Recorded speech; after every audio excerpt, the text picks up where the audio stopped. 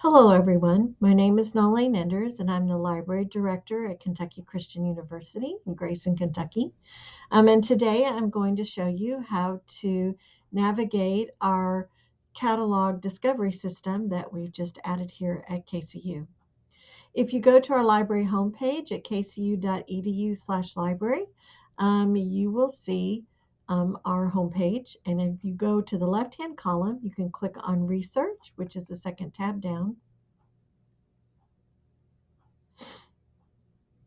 And we're going to go to the second tab down again and click on Catalogs.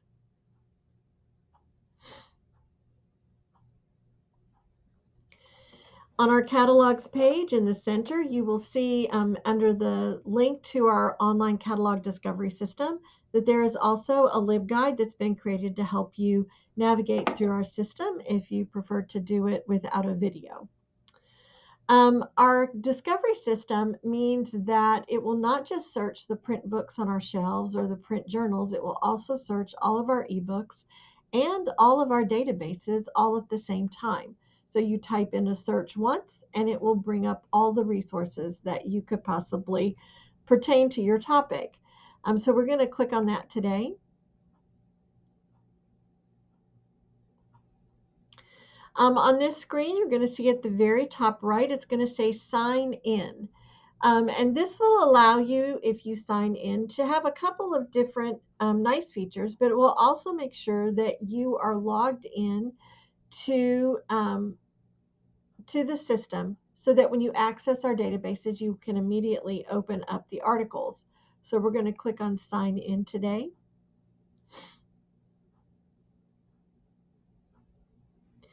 And we're going to put in your username, and that will be KC plus your ID number. And then you actually get to set your password.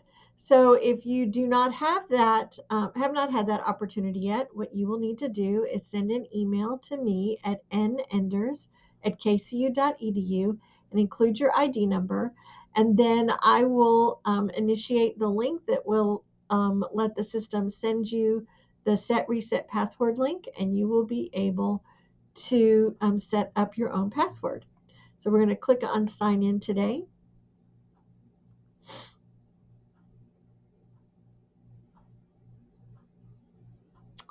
So now you can see that you're signed in because it will give you a little hello up there on the right-hand side. On this black bar right below that, you're going to see search history and saved items. And those tools are very, very helpful, which also work much better if you are signed in. So search history means that if you have been doing searches, it will give you a list of all the things you've searched recently if you were signed in. And it also gives you the opportunity, if you've done a search, set up the filters, but have not had time to go through all of the results, that you can save that search for a later time to continue to go through it. So if you click on search history,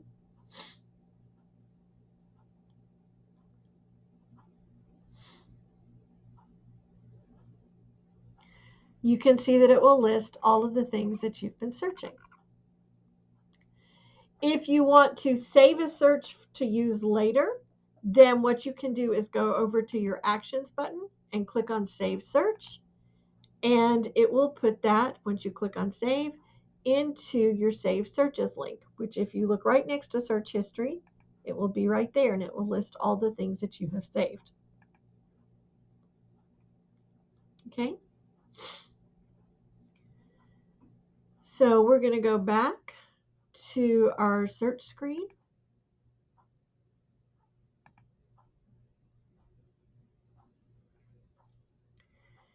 And we are going to get started with doing a search on your topics. So I'm going to start with a nursing example called nursing care and hospital falls.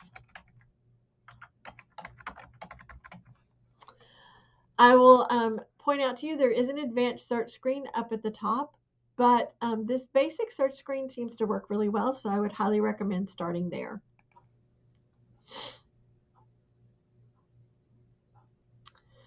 You can see at the top we have over 4,000 results. And so you definitely want to going to set up your filters. If you look at the first item, this is actually an ebook, and that's not very helpful to, particularly in nursing. So we're going to make sure under library that we're on Kentucky Christian University Young Library. That will ensure that these are the resources that we have available to you through subscription and ownership. We're going to click on last 5 years so that our date range is set. If you have a custom date range that you would like to set, you would need to click on apply the year range. In this case, I know that it's been applied because if you look at the top, you only have 1,300 results. You also want to be sure under content to click on peer reviewed. There are other filtering options, and if you look below, you can look at material type, you can look at particular authors, you can select a database to search in only one database, language, audience. You can group your results so that there's no duplicates, and you can also unclick this expand this search with. This automatically happens where it will add some related terms to continue to do a search. If that is bothering you and giving you too many results or not very accurate ones, you can unclick that. If we go back to the top of our results list, we can look at the first article. We know that it's available down here at the bottom with the green check mark. We also know that it's a downloadable article. So I'm going to click on this title. This is an electronic title. You can tell because under where it says more item details, there is no information on a print resource. If it does say it's available in the library and it gives you a list, all you have to do is send that information to us and we will scan the article for you. In this case, we're going to click on View Full Text under Access Options, and it will show us that it's available in 2 different databases. In addition to our subscription databases, we now also have access to open access journals. And so PubMed and the directory of open access journals are available as a search option. Both of these will contain the print journal article. It's just whichever platform you're more comfortable using. Once you get to that screen, you can see in this case, it opens the article up directly. We can go down to the bottom and click on PDF.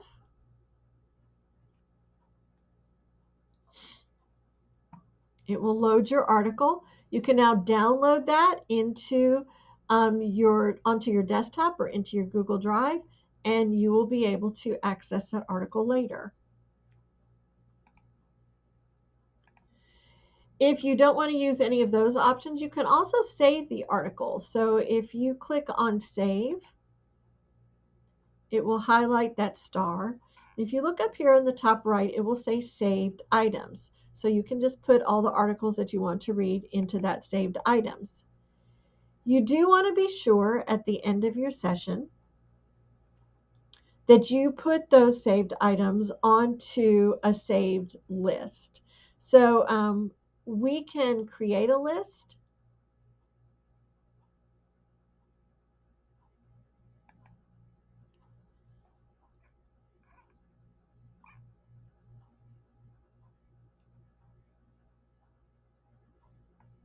And all we would have to do is create the list and say research paper.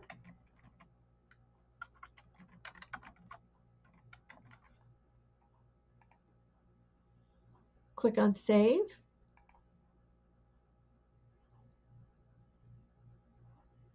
And it will continue to add items to your research paper list. And you can click on that link and it will show you the list of articles that you have. Okay, we're going to go back to our search results.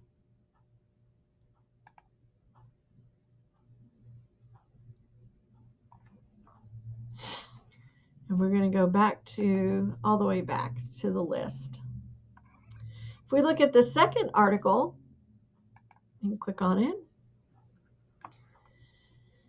We're going to view full text. This is only going to be available in one database, but it's going to be available in one on the familiar EBSCO platform. And it's going to function just a little bit differently. And so you'll see that this is the publication that the article is available in. What I tend to do is copy my article title,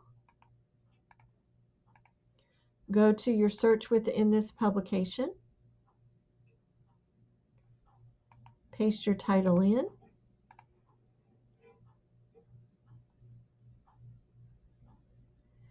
and now you have access to the article. All you have to do is click on PDF full text, and it will open that article for you.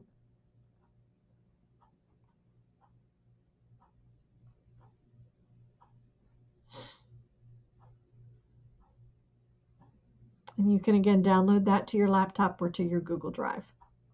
Since it's an EBSCO, remember that it has that easy Google Drive symbol, so it will download it directly into your drive.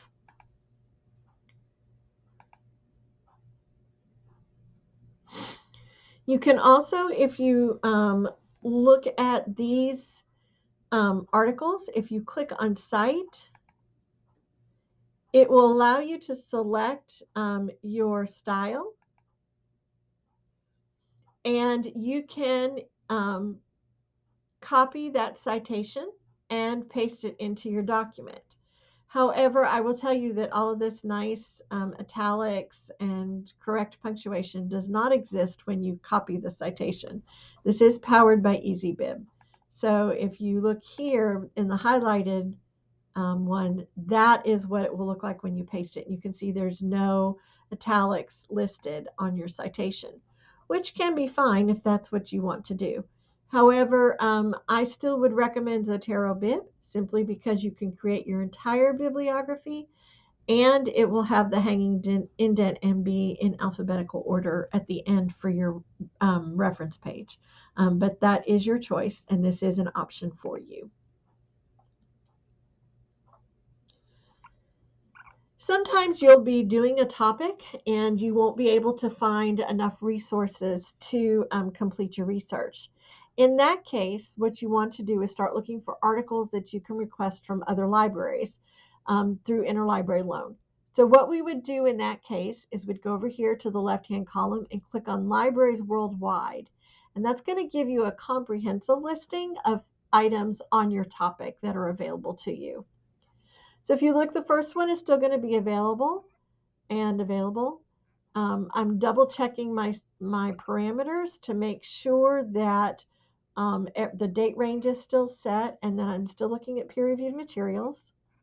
And when I get to the third one, I see that it says at other libraries worldwide, and that may be one that I would want to look at. So I would click on that.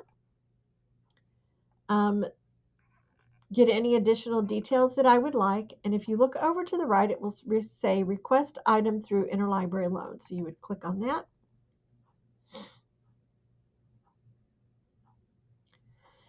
And what you're going to do is scroll down, and wherever there is a pink box, you must fill those boxes out. So you want to set your date range. You want to put in your name.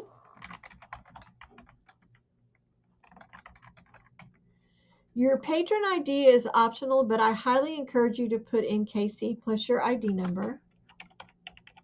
Makes it a little bit easier for us. And then put in your email address.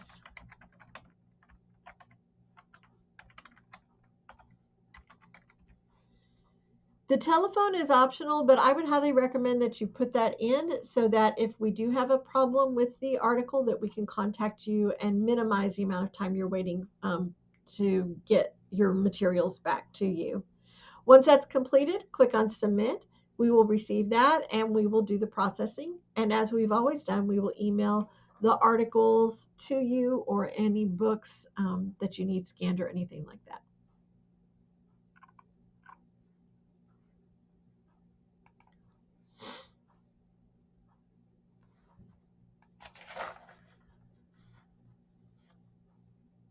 Okay.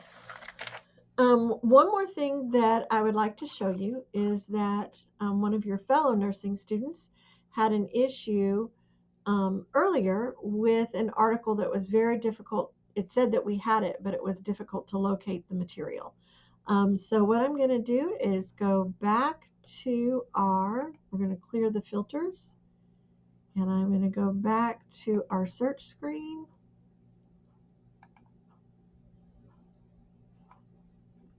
Just going to click on it here.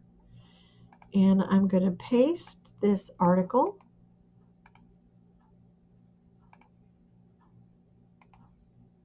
Into our search. And you can see that it's listed as available.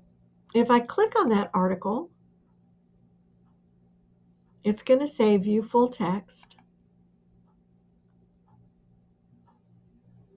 And this is going to be a PubMed article.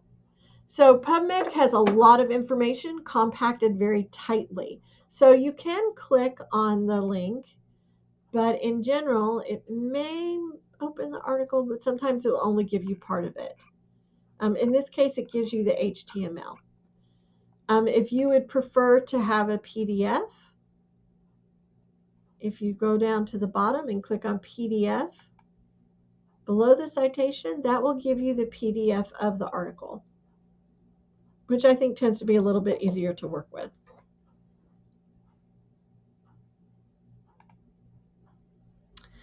And that's all I have for you today. If you have any questions at all, please feel free to contact me at nenders@kcu.edu, or you can reach me at my office phone at 606-474-3276. I'd be happy to help you with anything that you need. It is a new system, so don't be hesitant. We're still learning too, and we figure out a lot of things as we go. Have a great day, and hope to hear from you all soon. Bye.